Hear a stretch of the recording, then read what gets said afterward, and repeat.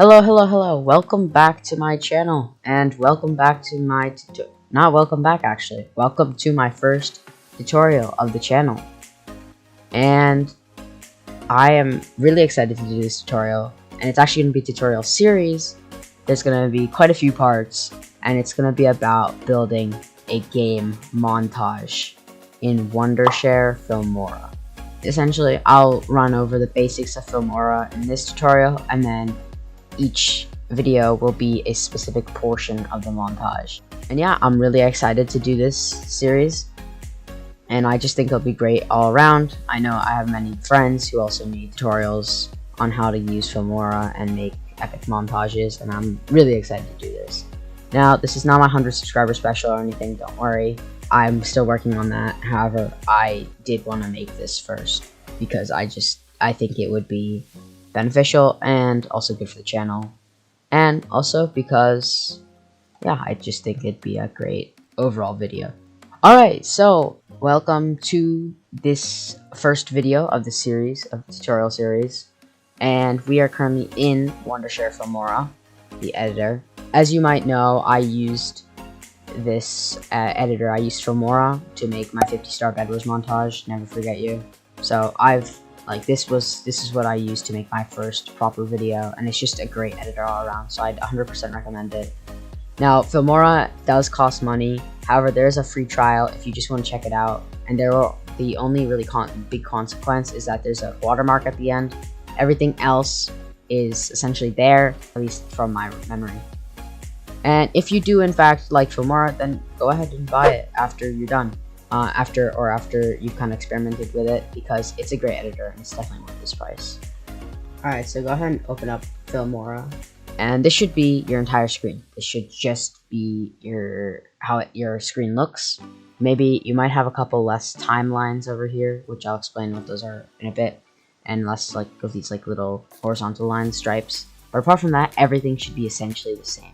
I'm going to teach, in this video, I'm going to talk about the basics of this editor itself before I even get into the montage content. The next video will be more related to the montage and the first parts of it, and I'll build throughout the series. I'll build up the montage and how it looks and everything about that. But in this video, we're just going to talk about the basics of Filmora and, kind of get familiar with it.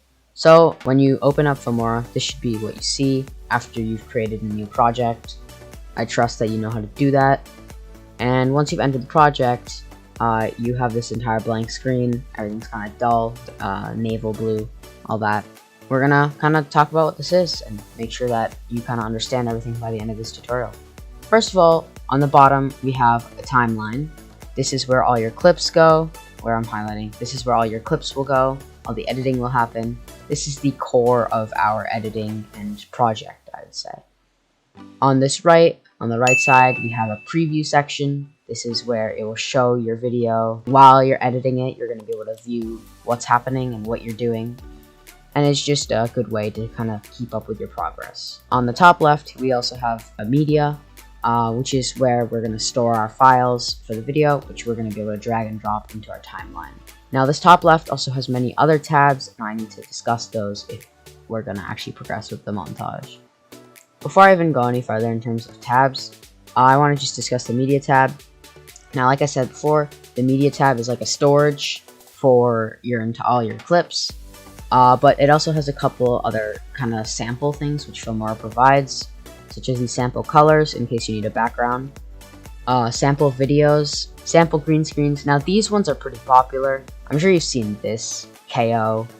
It's a very popular effect. Filmora automatically provides it when you download it, so that's pretty nice. Now, if we go over to audio, you have all these sample audios, or these included audios which Filmora provides. Now, titles are a little more used. I rarely use these in gaming montages, however, I do use it in order to credit myself at the beginning, or say the title of the montage, or even dedicate the montage to someone, which is probably the only reason I'd actually use titles. Apart from that, I don't really see the need to, unless you're doing kind of like text across your screen because you want to match lyrics, or maybe match a sound effect, whatever. But titles, there's a variety of titles here, and this is all up to your interests and what you're looking for. Now, this is the tab that we are going to use a ton. Transitions, transitions, transitions. Filmora is amazing and provides you with all these preset transitions where you have to do no work to make them. Simply drag and drop them right into your sequence. They have some epic montage transitions, including like warp zooms, which do quick zooms, and which I used a lot in my 50-star montage, and simple transitions like morph, which I love to use to transition from one clip to another when I'm just doing kind of like a casual presentation. And blurry rolls are a great way to get kind of like that timeline feel. Now, I'll talk about transitions later because this will be kind of our main idea throughout the entire project. But they have categories here in case you want to just narrow down. And the biggest category we're going to use is warp. They have, in my opinion, the best transitions for gaming montages. Effects. This is where you're going to find color correction and effects such as these glitch or chromatic aberration effects. Or simple things like light leaks. Or even blurs. That's giving me a headache, so I'm gonna stop that.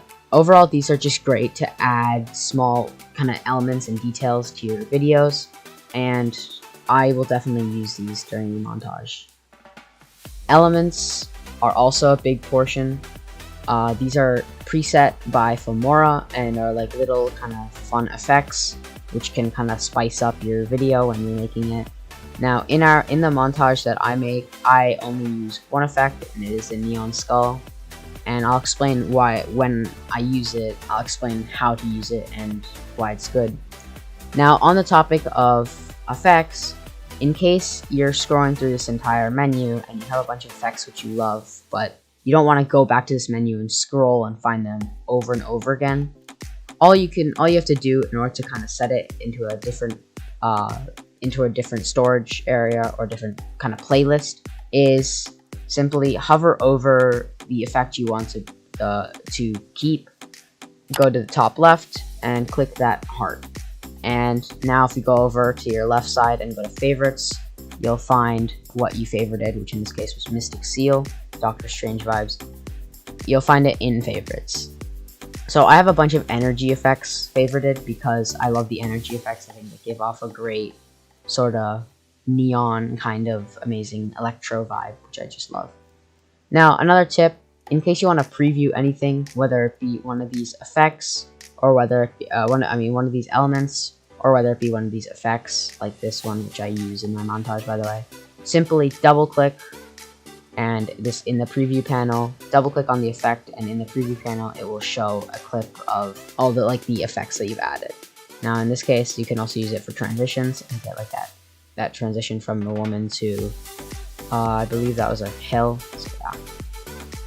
And then last but not least is split screen. This is probably the tab that I use the second least apart from audio, which I've never used, or I've used it once. Split screen is great in case you want to simply just drop in clips 1, 2, 3, 4, 5 and have them all split screen and organized for you. I personally, if I do split screen, I like to position the clips myself. However, in case you're feeling lazy, which is always okay when you're an editor, feel free to use these. These are amazing, and Filmora has done great with these. So yeah, that's a basic coverage of Filmora and kind of the basics of it. I'm sorry that this tutorial took a little longer than you probably expected. It was just the basics, but I think it's good to know and cover everything. But yeah, that's about it for today, and I'll see you guys in the next tutorial where we'll start working on the montage. Peace.